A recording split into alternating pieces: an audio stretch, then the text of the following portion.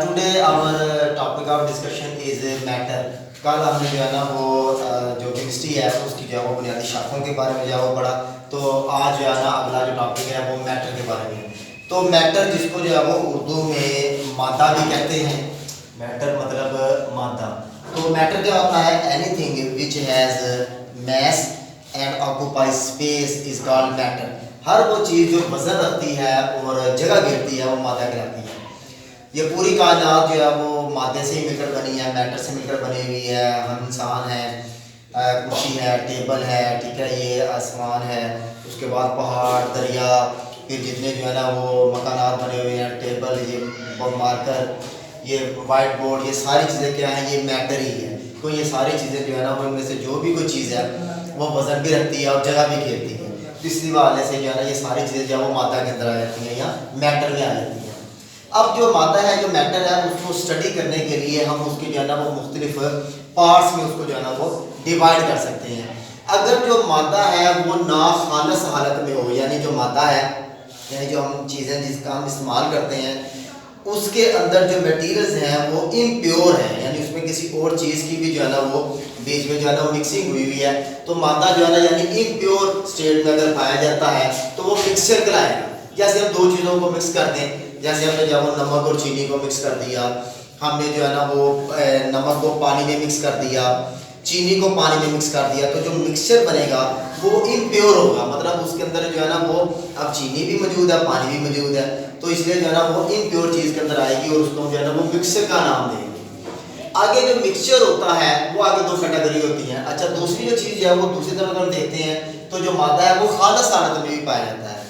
खालस हालत से मुराद ये होती है कि उस मादे के अंदर एक ही तरह के अज्जा जो है वो उसके अंदर पाए जाते हैं, कोई भी अज्जा की जो है वो मिलावट नहीं होती, मिक्सिंग नहीं होती, तो वो जो मादे की या मैटर की जो शक्ल होती है वो प्योर कहलाती है।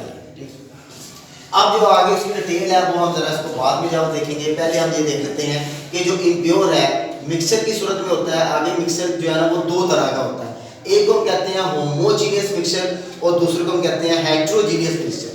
तो होमोजीनियस का मतलब होता है ऐसा मिक्सचर जिसकी जो तरकीब है वो बिल्कुल एक जैसी हो, यानी सेम, बिल्कुल एक जैसी जो है वो तरकीब है पूरी चीज़ की। जैसे हवा है, अब हवा जो हमारे इर्द गिर्द पाई जाती है, ये हवा जो है वो चाहे हम कमरे के अंदर जो है वो हवा है या कमरे से बाहर हवा है या एक जगह की हवा या दूसरी जगह की हवा, उसका अगर हम नमूना लेंगे तो उस नमूने के अंदर जो उसके अज्जा होंगे वो सारे एक जैसे ही होंगे, उसमें कोई फ़र्क नहीं होगा। तो जो एयर है वो होमोजीनियस मिक्सचर की जो मिसाल आ जाती है। या हम क्या करें, हमारे पास जो कुछ मिकदार में पानी है, पानी के अंदर हमने चीनी को हल किया, चीनी को डाला, चीनी को हमने हल कर लिया, वो चीनी मुकम्मल तौर पर पानी में हल हो गई है। अब वो जो पूरी जो चीनी, वो जो गिलास है वो एक होमोजीनियस मिक्सचर के अंदर आ जाएगा, क्योंकि हम उस पूरे गिलास में से कोई सा भी जो उसका सोल्यूशन का जो कतरा है वो हम लेंगे तो एक जैसा ही होगा। तो इस वाले से वो किस में आ जाएगा? होमोजीनियस मिक्सचर के अंदर आ जाएगा। दूसरा जो उसकी टाइप कौन सी है? वो हेट्रोजीनियस मिक्सचर है।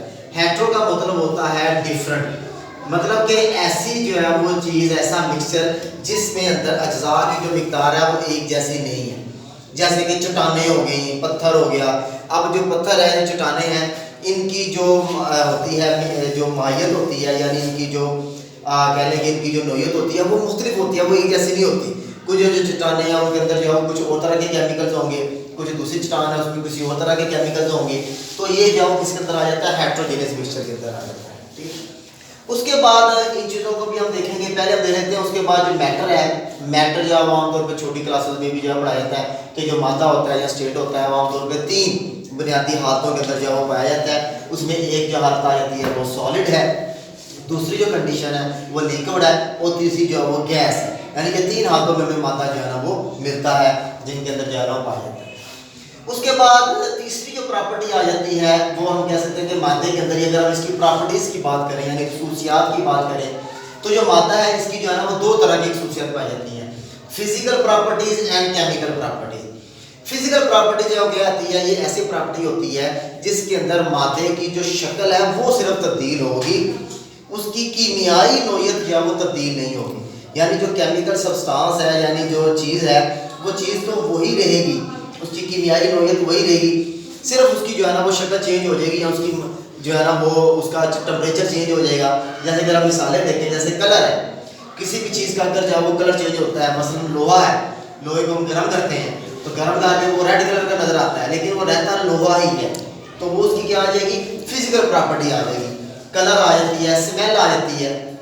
कोई भी चीज़ है, ठीक है, अगर उसकी जो स्मेल है वो चेंज हो जाती है तो वो इसमें आ जाएगी, फिजिकल प्रॉपर्टी में आ जाएगी। टेस्ट है, ये भी फिजिकल प्रॉपर्टी है।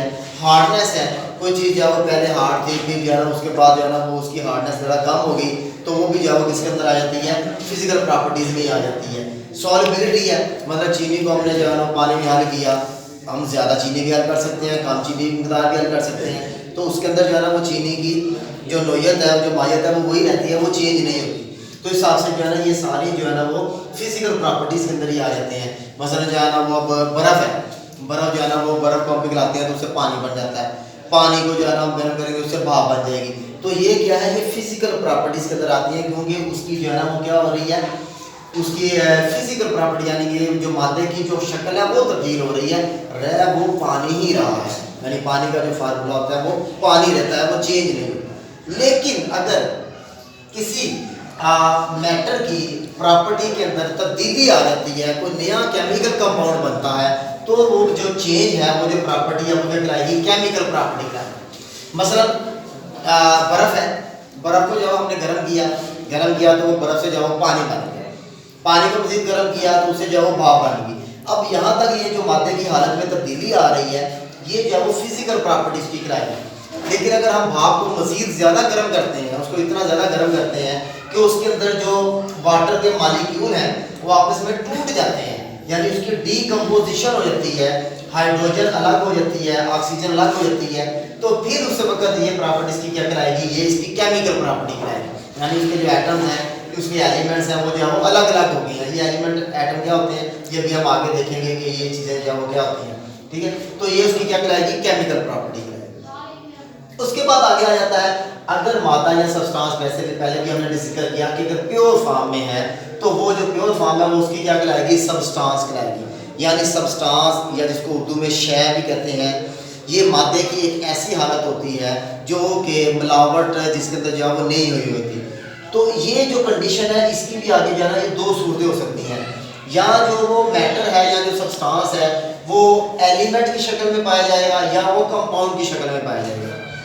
एलिमेंट क्या होता है, वैसे तो एलिमेंट जो है ना वो मादे का ऐसा टुकड़ा है जिसकी जो कीमियाई नोयत है वो एक जैसी रहती है। मसलन लोहा है, लोहे का हमारे पास एक पीस है, मसलन इतना सारा हमारे लोहे का पीस है, हम इस लोहे के चाहे 100 टुकड़े भी कर लेंगे ना, तो वो हर टुकड़ा जो है वो लोहे का टुकड़ा ही कहलाएगा। तो इसका क्या मतलब है कि वो एलिमेंट है, ठीक है। तो इसके अंदर क्या होता है कि जितने भी उसके जो अज्जा है वो एक जैसे ही होते हैं, इसलिए हम इसको जो है वो प्योर कहते हैं। यानी हम ये नहीं कह सकते कि अगर लोहे के हम टुकड़े करेंगे तो वो लोहे से जो है वो चांदी बन जाएगी, या लोहे से जो है ना वो कोई गोल्ड बन जाएगा या कोई और धात बन जाएगी, ऐसा नहीं होता। केमिकली या टेक्निकली हम ये कह सकते हैं कि एलिमेंट एक ऐसी चीज़ है जिसके अंदर एक जैसे ही एटम्स मौजूद होते हैं, ठीक है। यानी कि लोहे का जो टुकड़ा है वो जो है वो एलिमेंट की फॉर्म में मौजूद है। अब एक लोहे का टुकड़ा है, उसको जो है वो अगर हमने उसके जो है वो छोटे छोटे जो है वो क्या कर दिए हैं, पीसीस कर दी है, तो ये जो है वो इसके अंदर जो एटम्स हैं और इसके अंदर जो एटम्स हैं और इसके अंदर जो एटम्स हैं वो एक जैसे ही हैं, उनमें एटमों में कोई फ़र्क नहीं आएगा। तो ऐसा जो टुकड़ा होता है या ऐसी जो सब्सटेंस होता है वो क्या कहलाता है, एलिमेंट। उसके मुकाबले में अगर कोई केमिकल कंपाउंड कोई जो एलिमेंट है वो एक से ज़्यादा आपस में बॉन्ड बना के जो है रहते हैं, एक से ज़्यादा एलिमेंट आपस में मिलके जो है रहते हैं एक दूसरे के साथ, तो वो जो एलिमेंट है वो जो शक्ल है वो क्या बनाती है, कंपाउंड बनाती है। जैसे कि वाटर है, वाटर के अंदर क्या होता है, हाइड्रोजन और ऑक्सीजन दो एलिमेंट है, हाइड्रोजन एक एलिमेंट है, ऑक्सीजन एक एलिमेंट है, तो ये दोनों मिलके जो है ना एक नया कंपाउंड बना देते हैं जिसको वाटर का नाम दिया गया है, जिसका ये फार्मूला लिखा हुआ है। इस तरह सोडियम क्लोराइड है, सोडियम क्लोराइड में क्या है, सोडियम के एलिमेंट या सोडियम के एटम और क्लोरीन के एलिमेंट या क्लोरीन के एटम आपस में मिलके सोडियम क्लोराइड का मॉलिक्यूल बना रहे हैं, या इसको हम कह सकते हैं कंपाउंड बना रहे हैं। ये आगे हम देखेंगे कि कंपाउंड में और मॉलिक्यूल में भी क्या फ़र्क है। सिंपल सी बात ये है कि एलिमेंट कंबाइन होके आपस में क्या बनाते हैं, कंपाउंड। अब आज एलिमेंट जो होता है, एलिमेंट को अगर हम देखें तो एक जो एलिमेंट है, अब एलिमेंट के आगे मुख्तलिफ जो एलिमेंट है वो भी मुख्तलिफ हालत में पाए जाते हैं, ठीक है। अगर हम देखें तो एलिमेंट चूँकि ये जो एलिमेंट होते हैं ये सारे कुदरती तौर पर पाए जाते हैं। अब साइंसदानों ने कुछ एलिमेंट्स ऐसे हैं जो मसनूई तौर पर लेबॉर्ट्री में भी तैयार किए हैं। पहले जो है ना, अगर हम इसकी हिस्ट्री की बात करें तो शुरू में जो है वो सिर्फ 9 एलिमेंट जो है वो शुरू में दरियाफ्त हुए थे, जिसके अंदर जो है वो गोल्ड आ जाता है, चांदी आ जाती है, ठीक है, और उसके अलावा जो है ना वो आयरन आ जाता है। ये जो है वो 9 तरह के जो एलिमेंट्स हैं जो पहले जो है वो दरियाफ्त हुए। उसके बाद साइंसदानों ने मज़ीद जो है वो तहकीक की तो उनकी जो एलिमेंट्स की तादाद थी वो 9 से जो है वो 63 पर जो है वो पहुँची, 63 एलिमेंट। अब हम देखते हैं कि हमें जो है ना वो 110 या 1 जो है ना 109, 110 और 118 तक, आई थिंक 118 तक जो एलिमेंट्स हैं वो अब मौजूद हैं, ठीक है। इनकी तादाद जो है वो 118 एलिमेंट्स तक जो है वो चली गई है। तो ये जो टोटल सारे एलिमेंट्स हैं, 118 एलिमेंट्स हैं, ये किस तरह पाए जाते हैं, इनकी क्या सूरत होती है। तो सबसे पहले देखते हैं कि जो एलिमेंट्स होते हैं वो भी 3 हालतों में पाए जाते हैं, सॉलिड में भी हैं, लिक्विड में भी हैं, गैस में भी हैं। जैसे सॉलिड है, सॉलिड में कौन सा एलिमेंट पाया जाता है, जैसे कि जो है ना वो आ गया, आयरन आ गया, ठीक है। ये मैं सिंबल लिख रहा हूँ, आगे हम देखेंगे कि ये जो सिंबल होती है या जो आयरन है इसको Fe की सूरत में कैसे लिखा जाता है और क्यों लिखा जाएगा और उसकी वजह जो क्या ही वो आगे जाके हम यहाँ पे देखेंगे।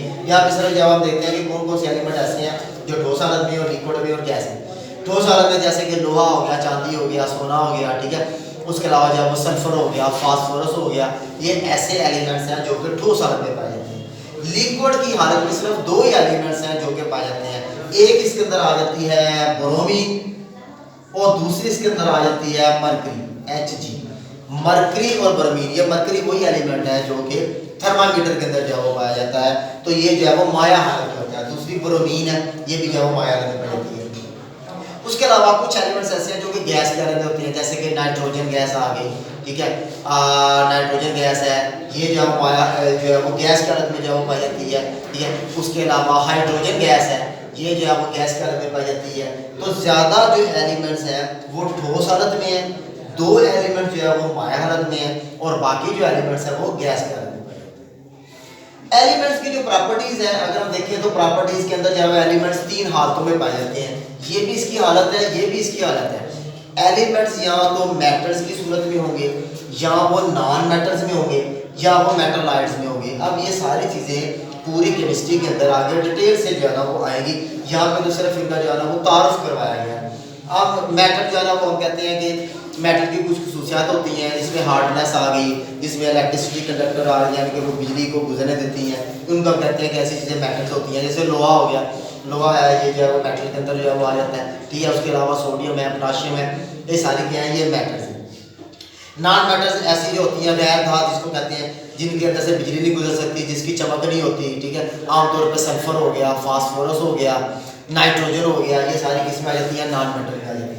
मेटालाइट जो है वो ऐसी होती हैं जिनके अंदर से जो है ना मेटल और नॉन मेटल दोनों की खसूसियात मौजूद हो, जैसे कि सिलिकॉन हो गया, जैसे कि जर्मेनियम हो गया। ये ऐसे जो है ना वो एलिमेंट्स हैं जो कि मेटालाइट की शक्ल में पाए जाते हैं। उसके बाद जो एलिमेंट्स होते हैं अगर हम देखें, ये जो एलिमेंट्स होते हैं इनको हम केमिस्ट्री में या समझने के लिए हम इसको जो है ना वो कैसे जो है ना वो इसका जो है ना वो रिप्रेजेंट कर सकते हैं। तो एलिमेंट्स को हम इंग्लिश के नाम से, लातीनी नाम से, इटालियन से, जर्मन से, किसी भी ये 3-4 जो लैंग्वेज हैं इसकी ज़बान में हम एलिमेंट्स को ज़ाहिर कर सकते हैं। आमतौर पे जो एलिमेंट्स होते हैं अगर उनके जो नाम होता है, उनका नाम का जो पहला लेटर होता है, ठीक है, उससे जो है वो ज़ाहिर किया जाता है। यानी कि हाइड्रोजन है तो हाइड्रोजन का जो H है, हाइड्रोजन का H, ठीक है, इसको जो है वो कैपिटल S से लिखते हैं। यानी कि अगर एक लेटर लिखना है तो वो कैपिटल बनेगा, ठीक है। इसी तरह जो कार्बन है, कार्बन चूंकि C से शुरू हो रहा है तो इसलिए जो है ना इसकी जो सिंबल है कार्बन की वो क्या बन गई, कैपिटल C। कुछ एलिमेंट्स ऐसे हैं अगर वो उनको जो है ना वो पहला जो उनका लेटर है वो कैपिटल है, दूसरा जो लेटर है वो स्मॉल है, जैसे कैल्शियम है। अब कैल्शियम और कार्बन दोनों जो है वो C से शुरू हो रहे हैं, अगर दोनों का सिंबल C होगा तो ये तो कन्फ्यूजन पैदा हो जाएगी। इसलिए कैल्शियम को क्या किया गया कि पहला उसका C लिया गया, उसके बाद उसका A भी ले लिया गया, तो ये CA जो है उसका सिंबल बन गया, जिसमें C जो है वो कैपिटल है और A जो है वो स्मॉल है। तो इस तरह करके जो है ना वो जितने भी जो एलिमेंट्स हैं 118 एलिमेंट्स, इन तमाम एलिमेंट्स को जो है वो रिप्रेजेंट किया जाता है। इनके सिंबल बने हुए हैं, अलामतें बनी हुई हैं जिनसे उस एलिमेंट को हम ज़ाहिर कर सकते हैं, पेपर पे जो है वो लिख सकते हैं। उसके बाद आखिरी जो इसकी प्रॉपर्टी है वो है वैलेंसी। वैलेंसी जो है वो आमतौर पे कहते हैं कि किसी भी एलिमेंट की दूसरे एलिमेंट से मिलने की जो ताकत होती है, जो कैपेबिलिटी होती है, उसको जो है वो वैलेंसी का नाम दिया जाता है। ठीक है, तो ये जो टॉपिक है ये ज़रा थोड़ा सा जो है वो डिटेल में जो है वो होने वाला है, तो इसको जो है ना वो अब हम जो है ना आगे जो है फर्दर डिटेल से